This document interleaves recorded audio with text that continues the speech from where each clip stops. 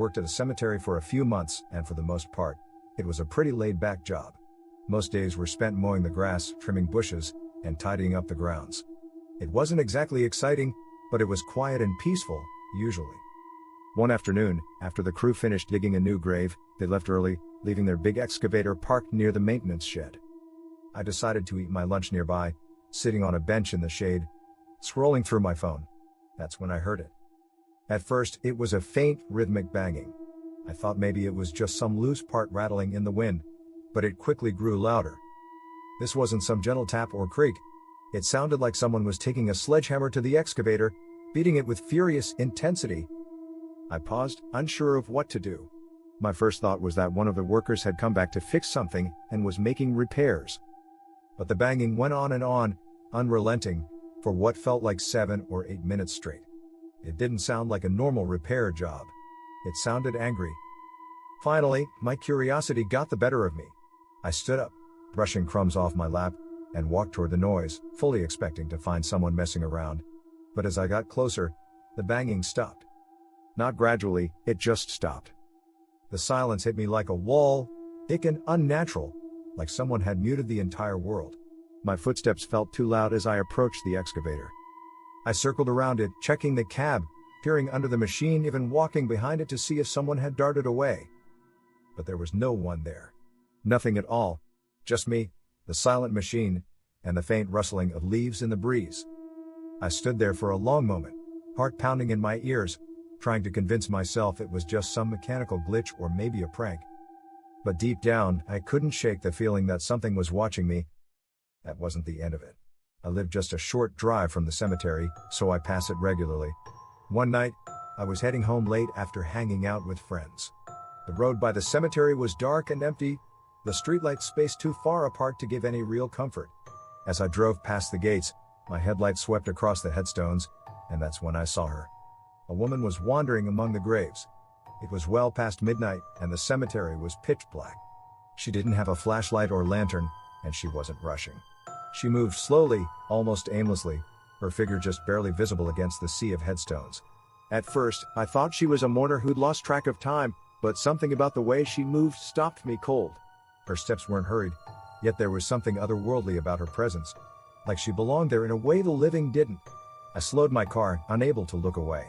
Then she turned her head toward me. For a split second, our eyes met, or at least, I think they did. Her face was pale, almost glowing in the darkness, and her expression was unreadable. My gut twisted, every instinct screaming at me to drive away, but I was frozen. And then, just like that, she was gone. Not like she walked away or slipped behind a headstone. She was just gone. I floored the gas pedal and didn't stop until I was safely home. The image of her face burned into my mind. Between the unexplained banging on the excavator and the eerie woman in the cemetery, I couldn't shake the feeling that place had a dark energy. I haven't gone back since, and every time I drive past the cemetery, I find myself gripping the wheel a little tighter. Some things just aren't meant to be explained, and that cemetery is full of them. During my high school years, I took a summer job maintaining the town cemetery shortly after my grandmother passed away. It wasn't exactly a dream job, but it allowed me to care for her grave while earning a bit of money.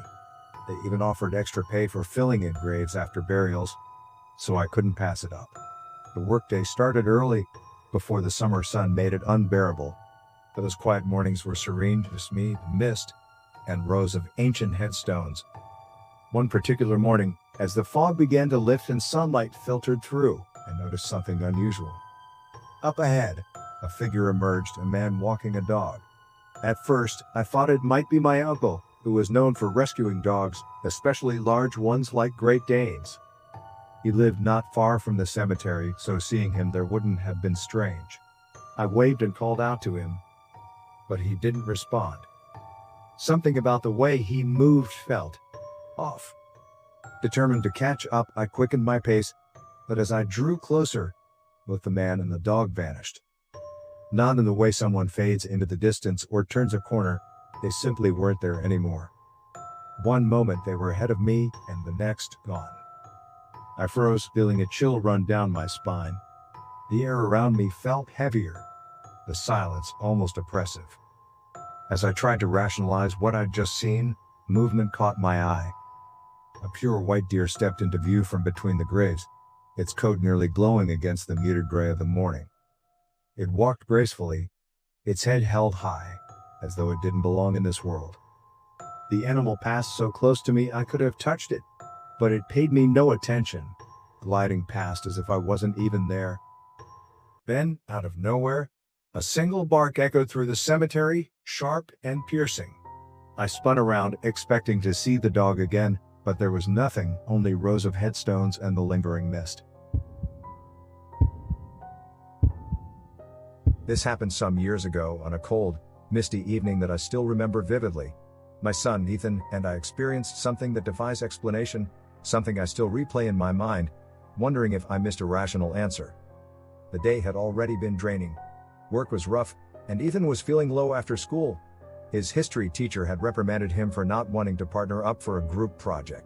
Ethan has always been a reserved kid, preferring solitude to crowds, and usually, he opens up only around me. To lighten his mood, I suggested we stop at his favorite diner for a treat. But, to my surprise, he asked if we could visit the grave of my old friend, Mira. Mira had been my closest friend before she tragically passed away, years before Ethan was born.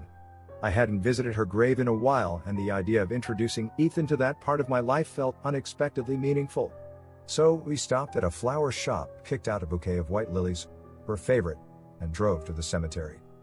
By the time we arrived, the fog had thickened, blanketing the graveyard in a gray haze. Stepping out of the car, I felt an odd sense of unease, as though unseen eyes were watching us. Ethan felt it too. He clutched my arm tightly, his normally pale face looking even more ashen. "I don't know why, but this place feels strange tonight," he murmured. We made our way down the gravel path, the flowers trembling in my hands not from the cold, but from a growing sense of dread I couldn't shake. As we approached Myra's grave, Ethan stopped abruptly, staring toward a distant tree. "Dad, do you see her?" he asked, his voice barely above a whisper. "See who?" I followed his gaze but saw only the fog curling around the massive oak tree. "The woman," he said, pointing insistently. "She just stepped behind that tree." I squinted but saw nothing. A chill crept up my spine, but I forced a smile. "It's probably just your imagination," I said, trying to reassure him. "Let's put the flowers down and head home." At Myra's grave, Ethan knelt quietly and placed the lilies at the base of the headstone. He whispered a prayer, his lips trembling with emotion. Seeing him like that, grieving for someone he had never met, made my own heart ache. I set down my flowers and spoke softly to Mira, telling her how much I missed her, how her absence still left a void in my life. As we turned to leave, the fog had grown so dense that it swallowed everything around us. Visibility was down to a few feet, and the air felt heavier, almost oppressive. I grabbed Ethan's hand, keeping him close. "We need to head back to the car now," I said, trying to mask the anxiety in my voice. But then, out of the fog, 3 shadowy figures appeared. They stood motionless, directly in our path. "Who's there?" I called out, my voice echoing unnaturally in the mist. There was no reply, only an eerie silence. Ethan, usually so timid, surprised me. He stepped forward, his small frame radiating unexpected courage, and yelled, "Leave us alone." His voice trembled but was loud and clear. The figures didn't move, didn't flinch. They just stood there, like dark sentinels. "Dad, we need to run," Ethan shouted, grabbing my hand and pulling me forward. We bolted, the gravel crunching under our feet as we weaved blindly through the fog. That's when I heard it, the whispers. Soft, fragmented voices, speaking in a language I couldn't understand. They seemed to come from everywhere and nowhere, surrounding us like the mist itself. We didn't stop until we reached the car. I fumbled with the keys, my hands shaking as I unlocked the doors. Just as we got inside and I started to reverse, Ethan gasped. "Dad, look." I turned to see a woman standing by a nearby gravestone. She wore a long, flowing gown, her dark hair cascading over her shoulders. Her face was pale and expressionless, but her eyes locked onto mine with an intensity that sent a jolt of fear through my entire body.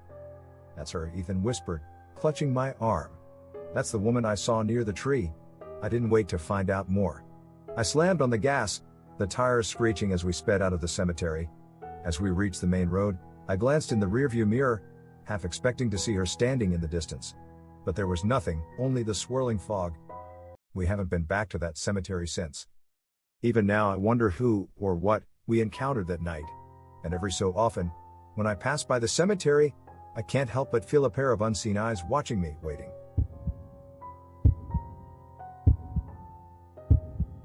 Years ago, during my great-grandfather's funeral, I had an experience that still sends chills down my spine. The service was held at an ancient chapel surrounded by a sprawling graveyard.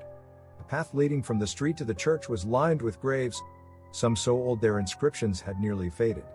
The air was heavy, the kind of silence that feels like it's holding its breath. After the ceremony ended, my mother and I began walking back through the graveyard toward the car. As we passed a cluster of the oldest graves, something glinted in the waning sunlight, catching my attention. Unable to resist my curiosity, I stepped closer and saw a small, ornate ring lying in the grass near one of the headstones. It looked impossibly pristine, its design intricate and almost otherworldly. Though I'd always had a fascination with rings, my mother never allowed me to wear jewelry. But this time, I didn't think twice. I quickly picked it up, slipping it into my pocket, convinced no one would notice. We left the chapel and headed to the family gathering at my aunt's house. As the evening wore on, an unshakable unease crept over me. It felt as though the ring was burning a hole in my pocket, a weight that grew heavier with every passing moment. Unable to bear it, I finally confessed to my mother. Her reaction was instant and severe. She scolded me harshly, her voice trembling with something more than anger, fear. "You must never take anything from a graveyard," she said, her face pale. She ordered me to get rid of the ring immediately. Shaken and full of regret, I slipped out of the house, walked down the street, and dropped the ring into a storm drain. I watched as it clinked against the metal grate, tumbled into the water below, and was carried away by the flow. Relieved, I returned to the house, hoping that was the end of it. Later that night, we went home, drained from the day. As I changed into my pajamas, I absent-mindedly reached into my pocket. My breath caught. My fingers brushed against something cool and smooth. Slowly, I pulled it out. It was the ring. My heart raced as I stared at it, the same ring I had thrown away just hours before. How was this possible? I had watched it disappear. Panic gripped me, but I didn't tell my mother. I couldn't. Instead, I decided to handle it alone. Grabbing a flashlight, I slipped out into the night and made my way to the church. The graveyard loomed in the darkness, shadows stretching like clawed hands across the path. My skin prickled as I approached the church entrance, where a statue of the Virgin Mary stood silently watching. I placed the ring at the statue's feet, my hands trembling, and whispered a desperate plea for forgiveness. The air around me seemed to grow colder, and for a moment, I thought I heard a faint voice, a murmur just beyond comprehension. I stayed there, frozen, for what felt like hours, waiting for something, anything, to happen. When I finally returned home, I checked my pockets again. This time the ring was gone. For good.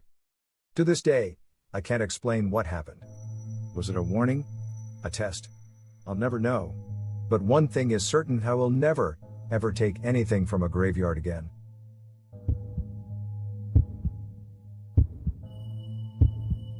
Years ago, when I lived on the island of Maui in Hawaii, our neighborhood was surrounded by ancient burial sites of native Hawaiians. The area was steeped in history and carried an air of reverence, but as kids, we rarely thought much about it. One summer evening, my younger brother, a close friend, and I decided to venture into the graves near our house. We thought it would be fun, a late-night ghost hunt fueled by nothing but our childish curiosity. Behind our home stretched an open field dotted with burial markers, and to the side, there was a small, dimly lit parking lot. This parking lot had a reputation among the locals. They whispered about strange happenings there and sightings of the night marchers, the restless spirits of ancient Hawaiian warriors said to roam the land. It was around 8:30 in the evening, and the streetlights were just bright enough to make the shadows unnervingly vivid. Armed with nothing but our daring, we strolled toward the field. Our voices hushed as we called out questions to the empty air, pretending to communicate with the unseen. As we approached the parking lot, something strange happened. One of the streetlights directly above us went out. It didn't flicker or dim like a dying bulb. It simply shut off, leaving us in an eerie pocket of darkness. The other lights along the road stayed lit, casting a stark contrast. My brother whispered, "Did that really just happen?" Before we could respond, a deep, calm voice suddenly broke the silence, saying just one word. "Relax." It wasn't any of us. There was no one around, and the voice didn't echo like it came from the open field. It felt like it had emerged from the air itself, chilling and deliberate. We didn't wait to figure out what it meant. Hearts racing, we ran straight back to the house, slamming the door behind us. For the first week, everything seemed normal, and we convinced ourselves it was just a prank of our imagination. But then things started happening. It began with strange, cold mist appearing in the kitchen. It wasn't smoke from the stove or steam from cooking. It hung motionless in the air, dissipating without a trace. Soon after, I began waking up in the middle of the night between 2 and 4 a.m. My lights, which I always turned off before sleeping, would be glowing brightly. It wasn't every night, but it happened often enough to feel deliberate. Our dog's behavior was the final straw. Late at night, around the same time I'd wake up, he'd stand by the back door growling, his ears pinned back. Sometimes, he barked at the empty space as if he were confronting something only he could see. Everything felt connected, the voice in the parking lot, the eerie disturbances in the house, the dog's strange reactions. It was as if something had followed us back that night, determined to make its presence known. Looking back, I'm convinced we awakened something that evening in the field. It wasn't just a coincidence, and whatever it was, it made sure we knew it wasn't pleased with our intrusion. To this day, I still think about that voice and what might have happened if we'd stayed in the parking lot longer. If you've ever experienced anything like this or have thoughts on what might have been out there, share them in the comments below. And don't forget to subscribe to the channel for more stories that will keep you looking over your shoulder. Because sometimes, the past isn't as far away as we think.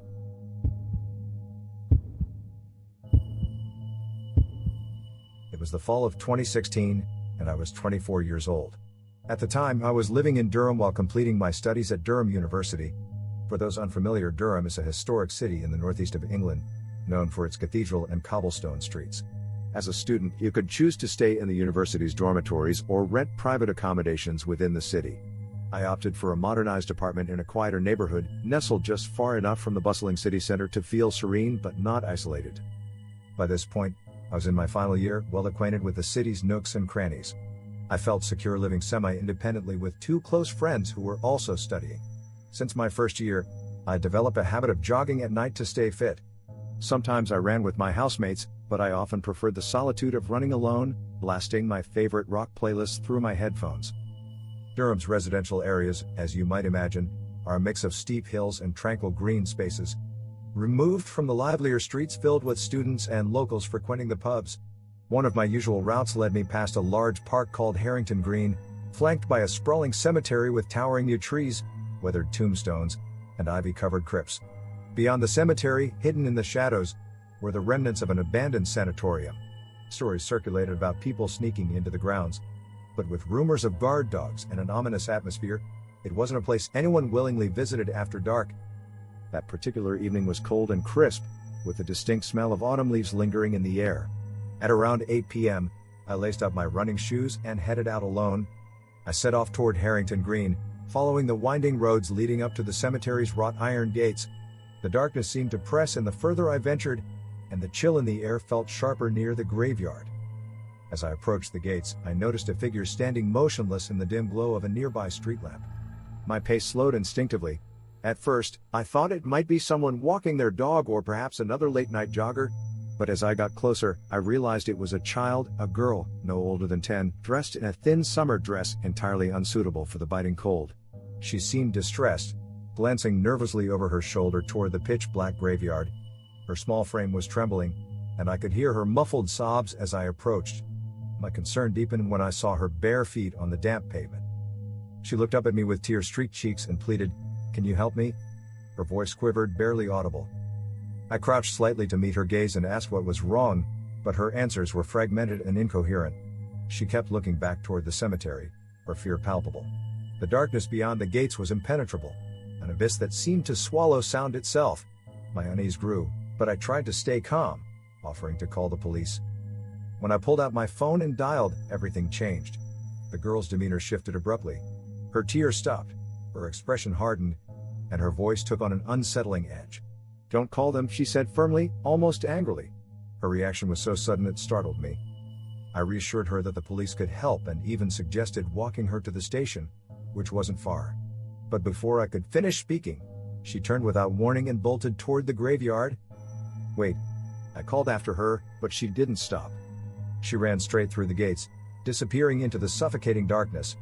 Her small figure dissolved into the shadows, leaving me alone on the deserted street. For a moment, I stood there frozen, the silence pressing in like a weight.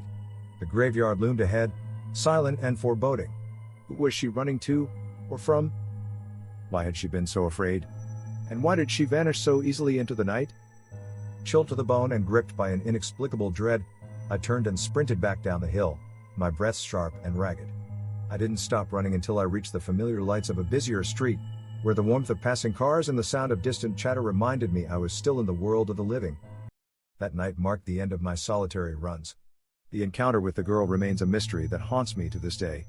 Her frightened face, the eerie silence of the cemetery, and the suffocating darkness linger in my mind, unanswered questions clawing at the edges of my memory. Who, or what, was she?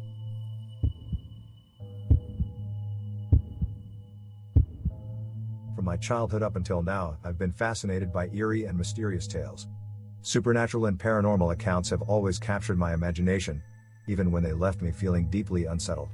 My love for ghost stories, cemeteries, and all things chilling was unshakable. So, when I was a teenager and my friends proposed playing hide and seek in the most notoriously haunted graveyard in our town, I jumped at the chance. The graveyard was part of an old church complex, with a sprawling cathedral in its center, encircled by rows upon rows of graves stretching out for nearly a mile in every direction. My friends and I chose a day when we knew we'd have the place to ourselves, no caretakers or visitors to reprimand us for our game. The week leading up to that day had been marked by relentless storms, bringing with them an autumn chill after a sweltering heatwave. The day we ventured out was the first dry one, though the ground remained damp, and a thick, almost otherworldly fog had settled over the city. It was the perfect backdrop for a creepy adventure. We all gathered at my best friend Ethan's house, just a few blocks away from the graveyard. Ethan, like me, was drawn to the paranormal, but unlike me, he was easily spooked. As a compromise, we agreed to start our game in the early afternoon, well before the shadows of evening could creep in. Along with Ethan, there was Mia, who had come up with the idea, and my boyfriend, Alex, who was a staunch skeptic of anything supernatural. 2 others joined us to round out the group. Walking into the graveyard, I couldn't shake the sense that the air felt heavier. Perhaps it was the dense fog or the towering trees that cast unnatural shadows across the gravestones, but an unease settled over me. Ethan pulled me aside to whisper that he had a bad feeling about this, but I brushed it off with a reassuring smile, unwilling to let fear ruin the excitement. If you see a ghost, make sure to record it, Mia teased, grinning as Alex rolled his eyes. The cemetery was infamous locally. Everyone seemed to have a chilling tale about it, though hard evidence was always absent. As Mia prepared to count down and begin the game, Ethan tugged on my sleeve again, claiming he heard the sound of a child's laughter. Mia's eyes lit up as she explained the legend of ghostly children rumored to haunt the area, her enthusiasm cutting through Ethan's rising anxiety. I darted off to find a hiding spot, weaving between ancient tombstones and towering mausoleums. I eventually settled behind a small crypt partially obscured by tall bushes. The spot felt hidden yet oddly exposed, as though the very shadows were watching me. Minutes passed before I heard soft footsteps crunching on the gravel path. I crouched lower, holding my breath, and spotted Alex walking nearby, his silhouette faint in the fog. Hoping to startle him, I crept forward, suppressing a giggle. When the moment felt right, I jumped out with a loud boo. But there was no response. Alex wasn't there. In fact, no one was. My pulse quickened as a cold wave washed over me. Trying to shake off the unease, I moved to a new hiding spot, this time crouching behind a gravestone near a large oak tree. As I peered around, I caught sight of Ethan and Mia searching another section of the graveyard. I smiled to myself, planning to stealthily follow them, when something brushed against my ankle. Startled, I glanced down to see nothing but a stray leaf. Relieved, I prepared to move, only to feel a sudden, forceful grip on my leg. Panic set in as I was yanked backward. I fell, my head striking the edge of a gravestone, and my vision blurred. Whatever had grabbed me began dragging me across the damp ground. I screamed, clawing at the earth, desperate to find something to hold onto. Finally, my fingers caught the edge of a flat grave marker, and with all my strength I pulled against the unseen force. Just as suddenly as it began, the dragging stopped. I scrambled to my feet, heart racing, and ran blindly through the fog, the sensation of being pursued driving me forward. I collided with Alex, who steadied me and asked what had happened. Between sobs, I explained the encounter. He inspected my dirt-covered clothes and the blood trickling from a cut on my forehead but dismissed my claims of being chased, insisting no one had been behind me. Game over, he declared firmly, and we set off to find the others. When we regrouped, Mia was frustrated that I hadn't recorded anything, while Ethan was unusually quiet, his earlier unease mirrored in his pale face. Alex's skepticism didn't waver, but he stayed close to me, watching the shadows as we made our way out. Weeks later, Mia showed me footage she had taken during the game. At one point, the camera panned across the graveyard, capturing me hiding behind a tombstone. Behind me, where a massive tree should have been, stood a towering, dark figure, its form unnaturally still. The audio was distorted, a low static drowning out the sounds of the cemetery. Mia had sent the clip to a local paranormal group, but they dismissed it as a hoax. To this day, I've avoided cemeteries entirely. Whenever I pass that graveyard, I feel the weight of unseen eyes, as though something is waiting for me to return. If you ever find yourself in such a place, remember to tread carefully and respect the dead. Some things are better left undisturbed.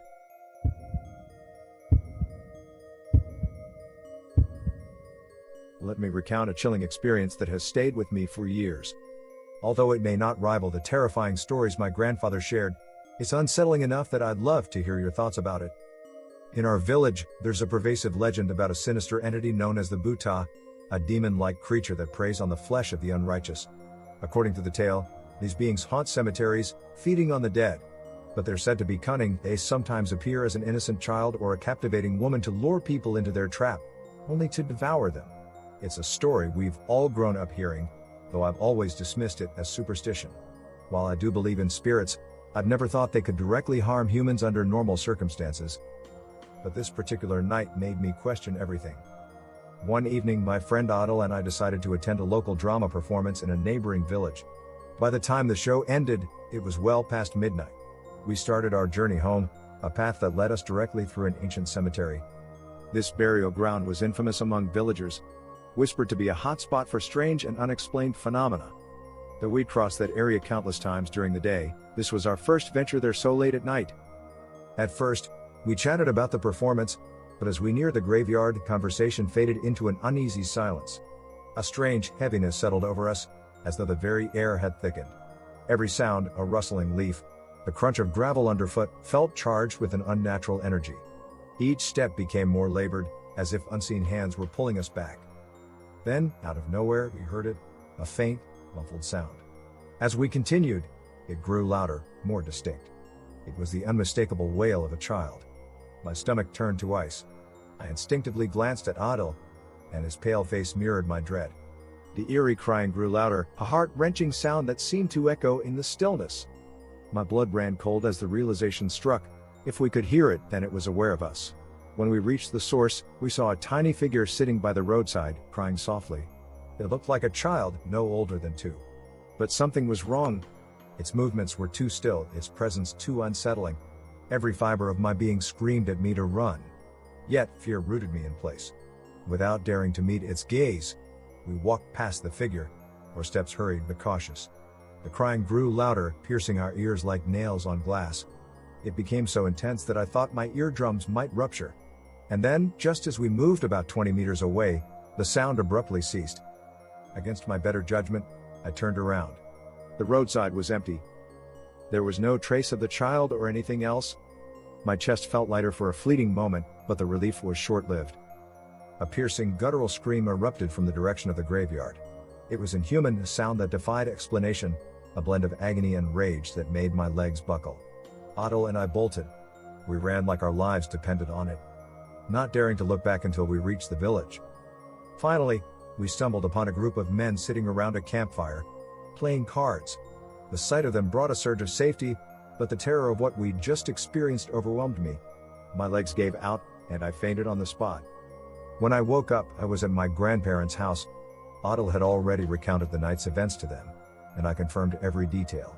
Some villagers believed us, but others dismissed our story as mere imagination. My grandmother, however, scolded me harshly for venturing out so late. It's been 3 years since that night, but Adil and I still talk about it whenever I visit the village. I often wonder what might have happened if I'd been alone. Would I have survived to tell this story? One thing is certain, I'll never set foot on that road at night again. And sometimes, when the night is particularly quiet, I find myself listening, half expecting to hear the dreadful cry once more. This story takes place when I was a teenager in the late 90s. Back then, I had a part-time job at a small diner in Minnesota that was famous for its Sunday breakfast specials. After our shifts, my coworker and I had this odd tradition of hanging out in an old, abandoned parking lot near a historical battlefield. It wasn't a creepy spot during the day, just a quiet place surrounded by trees. We'd park in my 1987 Ford Econoline van, relax, and chat about life. No drinking or wild behavior, just snacks like Mountain Dew, Cheetos, and casual banter about crushes or annoying customers. One humid night in August, the air was thick and still, making everything feel more intense. We were parked in our usual spot, laughing and munching on chips. Most of the group was in the back, sprawled out on blankets, but I moved to the driver's seat to stretch my legs. As I looked out into the darkness, something caught my eye, a faint glow in the distance. At first, I thought it might be headlights or the reflection of the moon on the pavement, but it wasn't either of those. The light started shifting, growing brighter and denser, until it began to form a shape. I squinted, trying to make sense of it. It was the silhouette of a person, but something about it felt wrong. The figure appeared to be wearing old-fashioned clothes, like from the 1800s, with a long coat and a wide-brimmed hat. I leaned closer, my breath fogging the windshield. The figure wasn't just standing there, it was moving, walking slowly toward us. It was subtle at first, but then the steps became more deliberate. My stomach churned as I realized it wasn't walking on the ground. It was floating, its feet hovering just above the cracked asphalt. I whispered to the others, trying not to alarm them, but my voice shook. "Do you guys see that?" They all crowded into the front seats, peering out the windows. Someone muttered, "It's just a shadow," but their tone betrayed their nerves. The glowing figure suddenly stopped, just 20 feet away from the van, and turned its head toward us.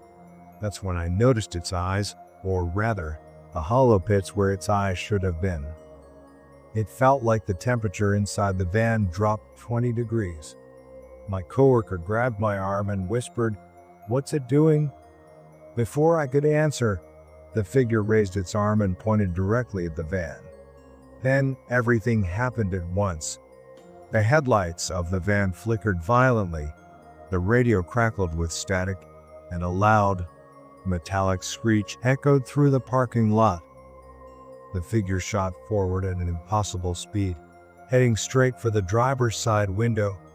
I threw myself backward, expecting it to smash through the glass, but just before it reached the van, it disappeared in a burst of blinding white light. Everyone was screaming, and the van rocked as if something had slammed into it. The radio went dead, and the engine stalled. For a moment, we just sat there in stunned silence. Finally, someone said, "What the hell was that?" We tried to start the van, but the engine wouldn't turn over. Panic set in as we realized we were stuck. Just then, we heard a noise outside, heavy, deliberate footsteps circling the van. One of my friends dared to peek out the back window and immediately screamed, "It's back." We all huddled together, too scared to move. The footsteps stopped, and we heard a single knock on the driver's side door. My heart was pounding so hard I thought it might burst. When I finally worked up the courage to look, there was nothing there. Eventually, the van started again, and we sped out of there, not saying a word, until we reached the safety of a gas station. To this day, we don't know what we encountered that night. My friends still bring it up occasionally, jokingly blaming me for choosing that spot. But deep down, we all know something unexplainable happened. And no matter how much time passes, I can still see those hollow eyes in my nightmares.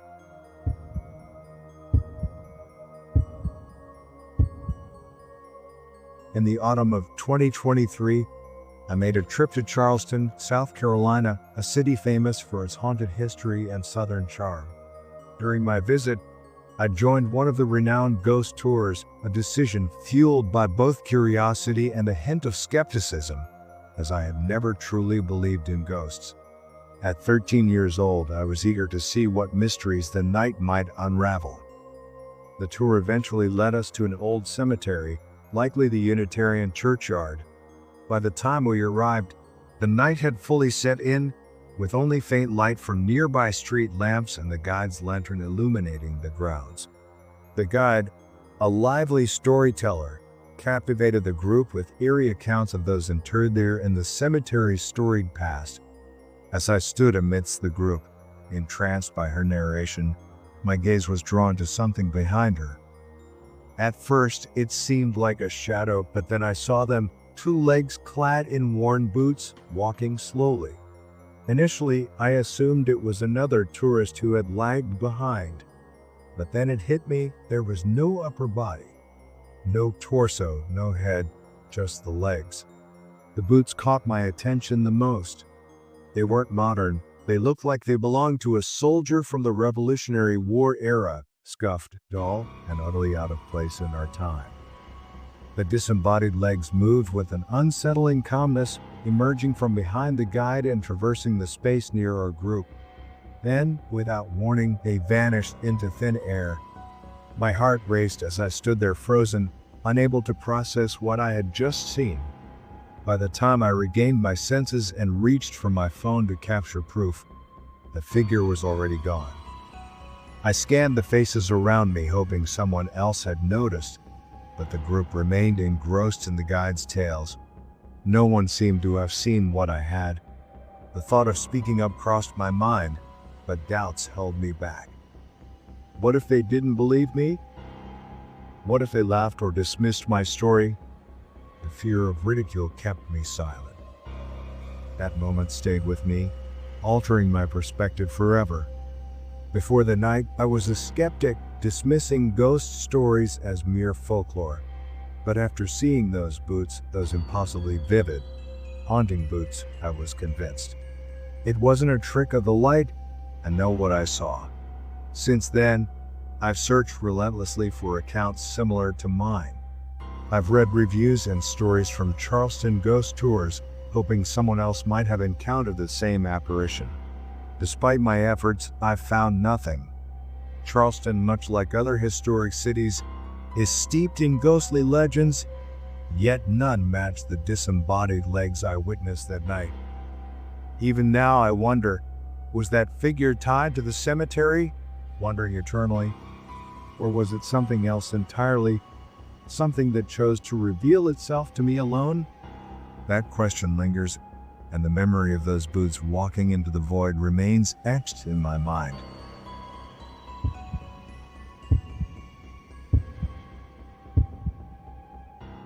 Just outside Austin, Texas, lies a quiet suburban neighborhood with a history as unsettling as it is unique. Established in the late 1970s, this community was built on land that had once been the site of an early 19th century burial ground. Instead of properly relocating the graves, the developers simply removed the headstones, leaving the bodies undisturbed beneath the soil. As the neighborhood grew over the decades, some residents stumbled upon remnants of the past, hidden graves, unearthed remains, and eerie relics from a forgotten time.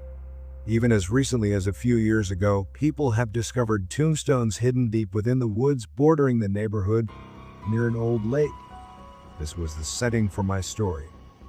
In 2019, I purchased my first home in this quiet community, completely oblivious to its macabre history. My wife and I were thrilled to move in, eager to start our lives in what seemed like a peaceful place. Our real estate agent never mentioned anything about the land's grim backstory, and for the first year, everything was normal, almost too normal. Then, in 2020, as we were preparing for the arrival of our first child, strange things began to happen. One afternoon, I was carrying a heavy crib box from the garage to the house, struggling to balance it as I approached the front door. Just as I reached it, the door swung open on its own. At first, I thought my wife had opened it for me, But when I looked up, she wasn't there. She was still upstairs in the nursery. What unsettled me was the door itself. It was a solid, heavy door that always closed on its own. That day, there was no wind, no logical explanation.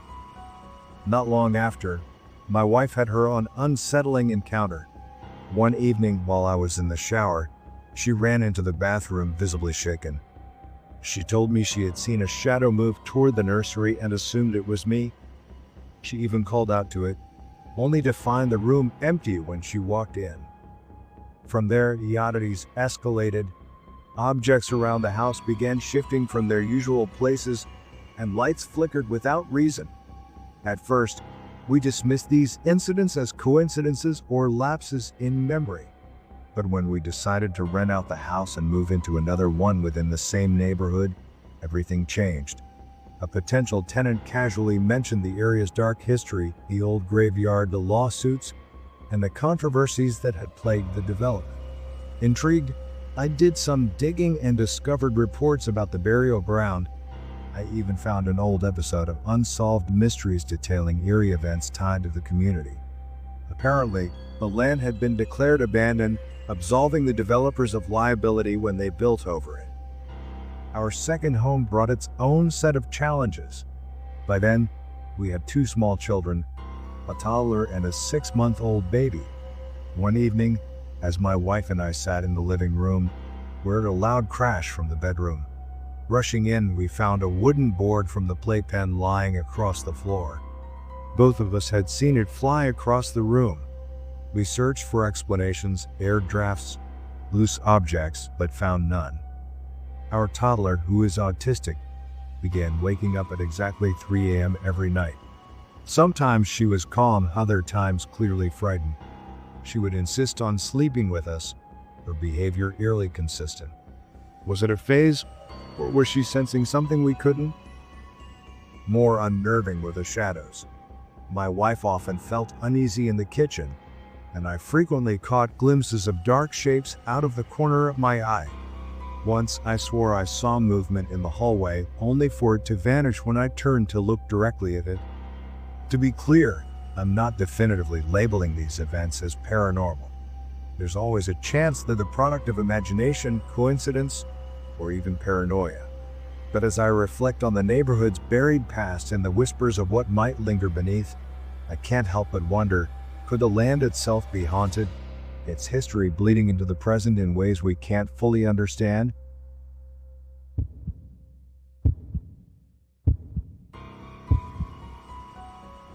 Before I dive into the story, I need to provide some context because the tale is quite extensive.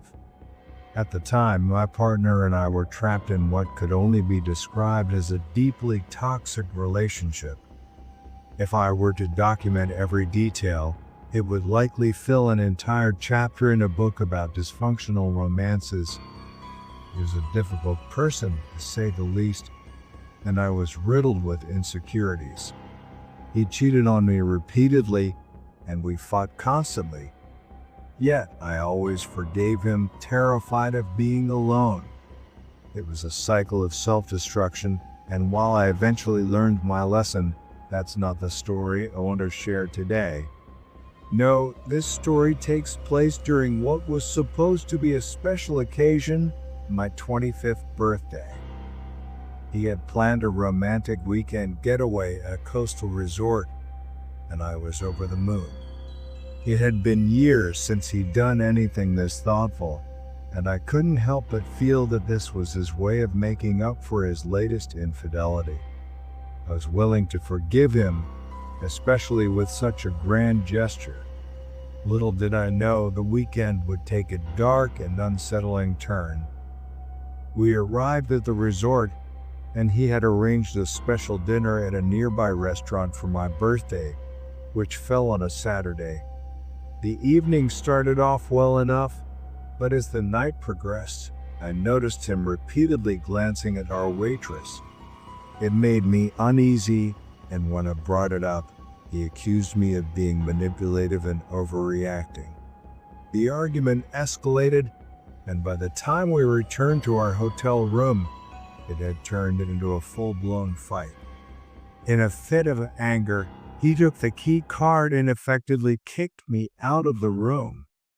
I was furious, humiliated, and stranded on my birthday. I didn't know if the hotel staff would give me another key, so I decided to take a walk to cool off.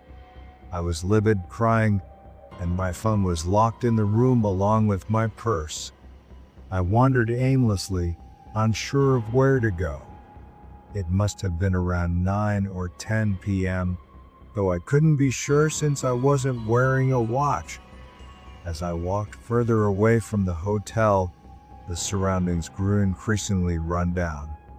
Eventually, I reached a bridge overlooking a body of water. I decided to sit by the water's edge and listen to the sounds of the night, hoping it would calm me down. As I made my way down the bank, I heard the roar of motorbikes approaching. I froze, crouching under the bridge, as a group of men got off their bikes and began shouting.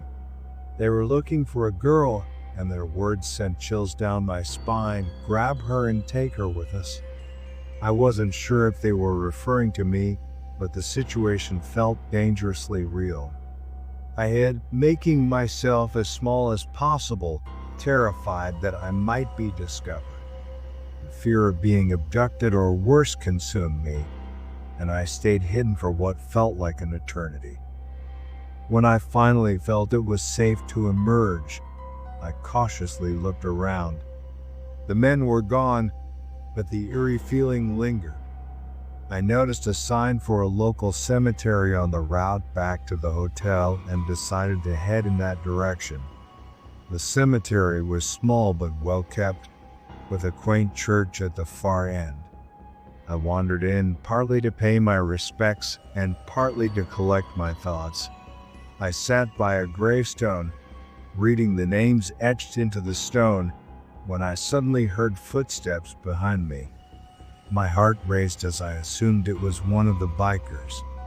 Without looking back, I bolted toward the side of the church, hiding like a hunted animal. Peeking out from behind the building, I saw no one. Perhaps they had already left. Exhausted and emotionally drained, I slumped down, the adrenaline wearing off. The alcohol I'd consumed earlier had mostly faded, replaced by fatigue. I must have dozed off because when I woke, it was pitch dark. A low mist hung in the air and the cold bit into my skin. I realized I shouldn't be in a graveyard at night and decided to leave. As I walked along the path, I heard footsteps again. This time they were slower, more deliberate. I turned my head, expecting to see a priest or perhaps a groundskeeper, but there was no one there. The footsteps stopped abruptly, and I questioned whether I was imagining things. Just as I was about to exit the cemetery, I heard one final heavy footstep. I didn't turn around this time. A chill ran up my spine, and I quickened my pace, refusing to look back. I finally made it back to the hotel lobby around 3 a.m. The desk clerk was engrossed in their phone and didn't even notice me enter. I crept up to my room, only to find it still locked. After a lengthy and frustrating exchange with the clerk, they finally accompanied me to unlock the door. My boyfriend wasn't there. I had no idea where he'd gone, but I was too exhausted to care. I collapsed on the sofa and fell asleep. The next morning, I gathered my things and left. He still hadn't returned, and I didn't wait around to find out where he'd been. That night marked a turning point for me. I found the strength to stand up for myself and eventually ended the relationship. But the memory of that eerie night in the cemetery still haunts me, sending shivers down my spine whenever I think about it. The footsteps, the mist, the feeling of being watched is a reminder of how close I came to something far more sinister.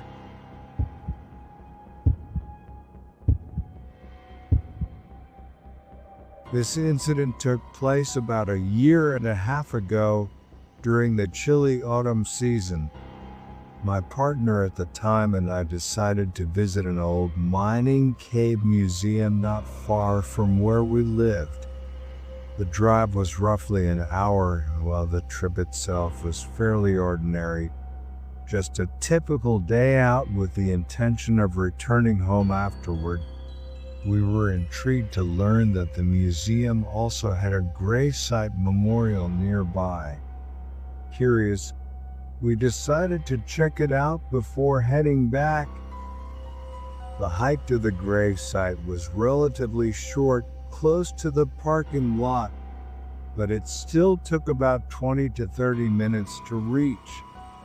During the walk, we didn't talk much, instead choosing to enjoy the serene trails and the gentle sounds of a small creek running alongside the path.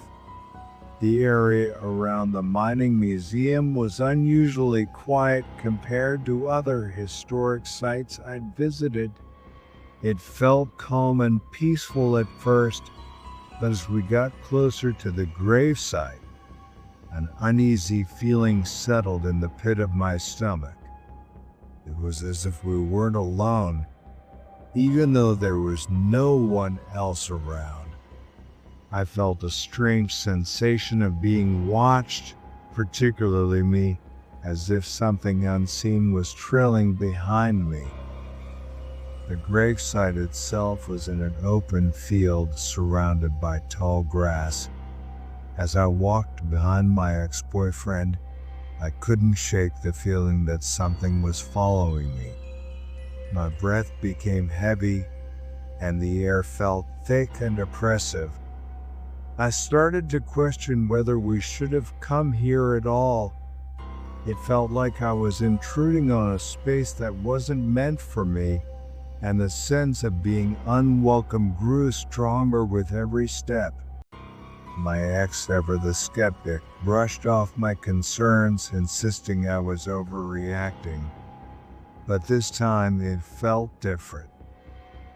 When we reached the gravesite, there wasn't much to see, just the remnants of an old gravestone marked by yellow plastic flags. Despite the simplicity of the site, the unease I felt only intensified.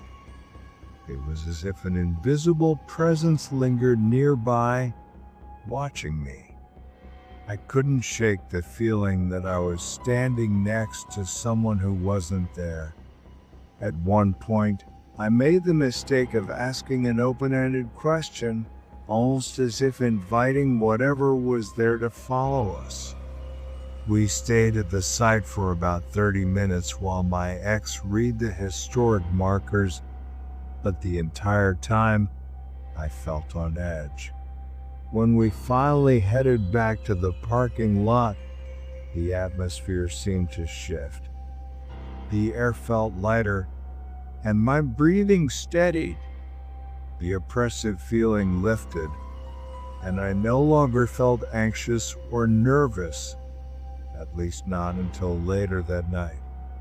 I'm usually a deep sleeper, but around 3:30 a.m. I woke up with a start, my heart racing as if my soul had been jolted awake. I felt an unmistakable presence in the room, watching me. My eyes were heavy, and I tried to fall back asleep, but then I heard something move on my closet shelf. I turned to see my suitcase-sized bag shift and then fall to the ground with a loud thud. At first, I thought it might be my mother, as we shared a room and she often got up late at night to use the bathroom. But this time, she was fast asleep, undisturbed by the noise. As I stared at the bag, I felt the presence move closer to the lamp on my bedside table. To my horror, the lamp physically shifted out of place, as if pushed by an unseen hand. The room grew icy cold, and a sudden gust of wind swept through, though the windows were closed. My heart pounded as the room seemed to tremble, and I felt as though the presence was angry. It even seemed to try to break the mirror hanging on the wall before everything went eerily quiet. The air in the room returned to normal, but the experience left me shaken. My mother woke up shortly after, but she hadn't noticed anything unusual. To this day, I don't know what followed me home from that gravesite, but it made its presence known in a way I'll never forget. Whatever it was, it made it clear that I was not welcome there. Hey everyone, it's Mort here. I want to apologize to anyone from Lancaster if I completely butchered the accent. I gave it a shot, but I'm sure it wasn't perfect. You never know unless you try, right? A huge thank you to everyone for listening and supporting the channel. It truly means the world to me. I hope to keep creating content you enjoy, and if you're still here, thank you for sticking around. I'd also like to give a special shout out to my members and patrons, whose names you can see on screen. They get access to extra content, and I just released a mini video exclusively for them. If you're interested, check it out. No pressure, though. Seriously, thank you all so much for your support. I'm going to sign off now, but if you'd like to watch more, the links are on your screen. Take care and good night.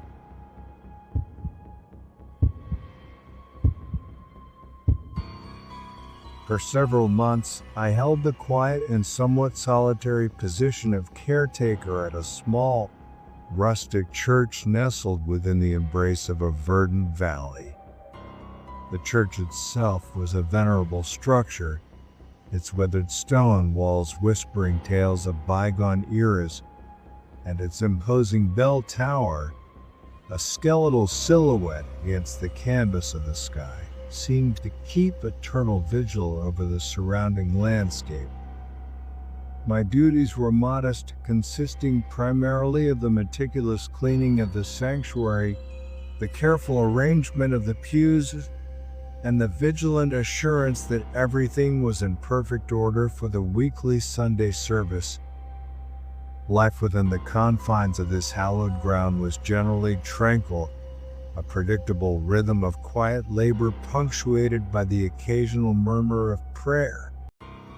However, the tranquility was shattered on one particular autumn evening, a night shrouded in an ethereal mist that clung to the earth like a ghostly shroud.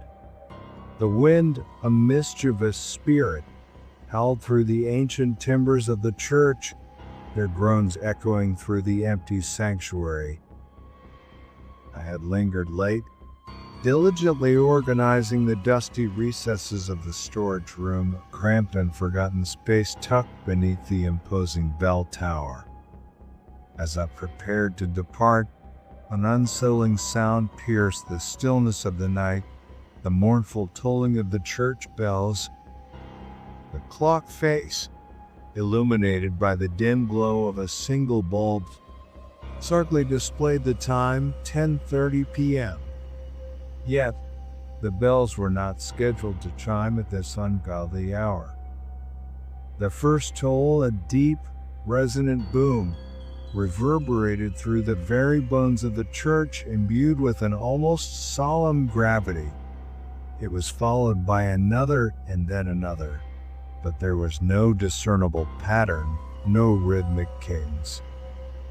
Instead, the tolling seemed erratic, almost frenzied, as if an invisible hand was striking the bells with increasing urgency.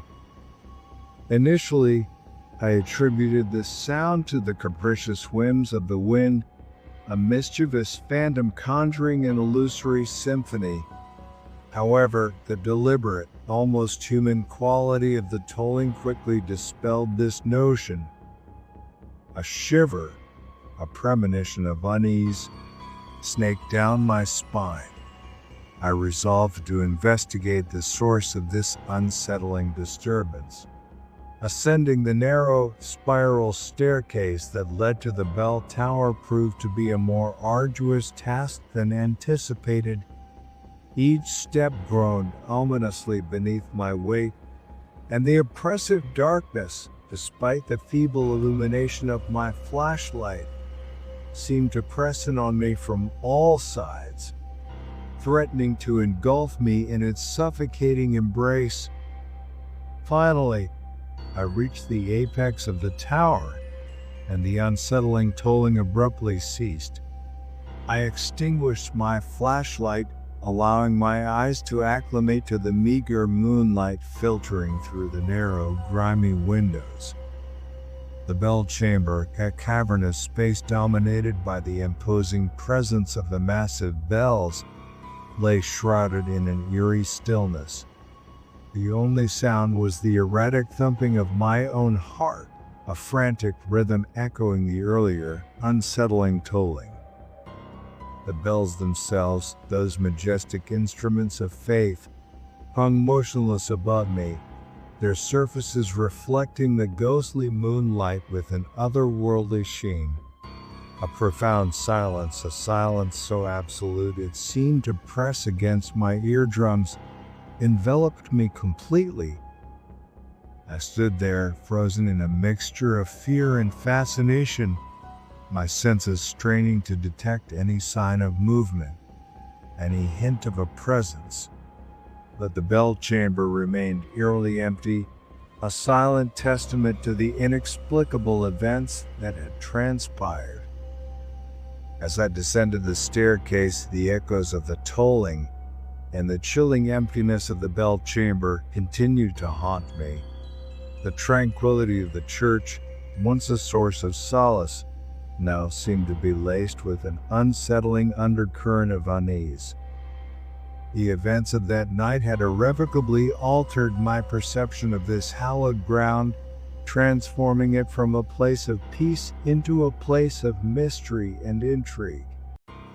The following days were a blur of unsettling memories and lingering unease.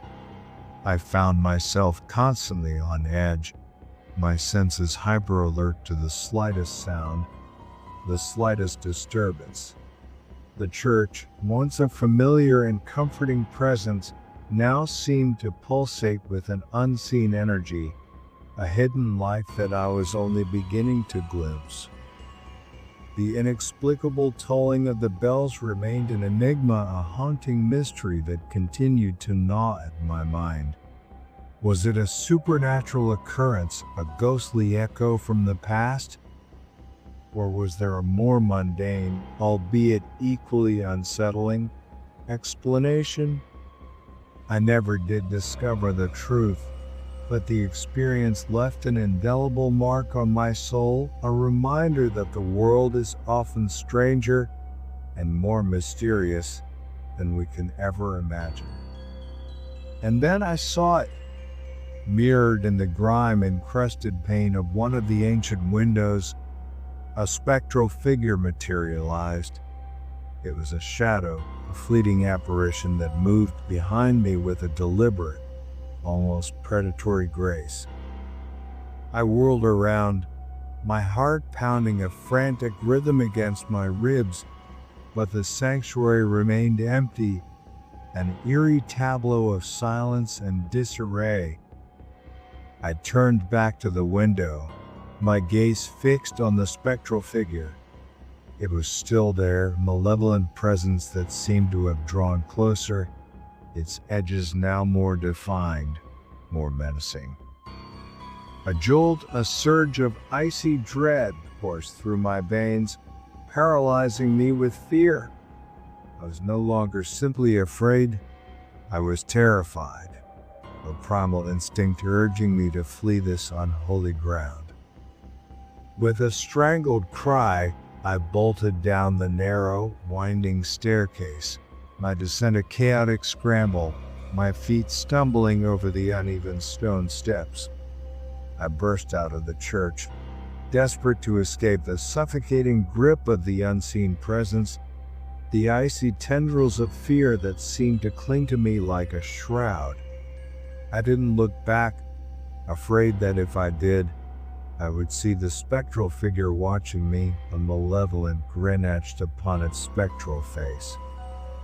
A few days later, while conversing with an elderly parishioner, a woman whose life was a tapestry woven from threads of faith and folklore, I learned of the bell tower's tragic history.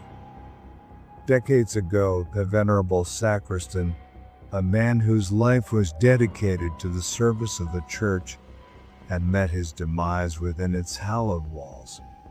While attempting to repair the largest bell, a colossal instrument of faith and devotion, he had fallen, his life extinguished in a tragic accident. Since that fateful day, whispers of the old sacristan's restless spirit had circulated amongst the parishioners. It was said that his spirit lingered within the confines of the church, a captive ghost eternally bound to the scene of his demise, forever searching for a sense of closure, an elusive peace that eluded his grasp. I don't know what I saw that night, whether it was a figment of my overactive imagination, a trick of the moonlight, or a genuine manifestation of the restless spirit of the deceased sacristan. The truth, like the spectral figure itself, remains shrouded in an impenetrable veil of mystery. However, one thing remains certain: Bell Tower, once a symbol of faith and devotion, now holds a sinister allure, a potent reminder of the tragic events that transpired within its hallowed walls. I have avoided the bell tower ever since, its proximity inducing a visceral sense of dread, a chilling premonition of impending doom. And whenever the church bells toll, their mournful echoes reverberating through the valley, I cannot help but wonder if, somewhere within the depths of the ancient tower, the spirit of the old sacristan continues its eternal vigil, a prisoner of his own tragic fate, forever searching for the elusive peace that was so cruelly snatched away from him. The memory of that night, the chilling encounter with the spectral figure, continues to haunt me, a constant reminder that the world is often a darker, more mysterious place than we dare to imagine. The church, once a sanctuary of peace and tranquility, now carries with it a sinister undercurrent, a lingering sense of unease that I cannot seem to shake off. The events of that night have irrevocably altered my perception of this hallowed ground, transforming it from a place of solace into a place of foreboding, a constant reminder of the fragility of life and the enduring power of the unknown.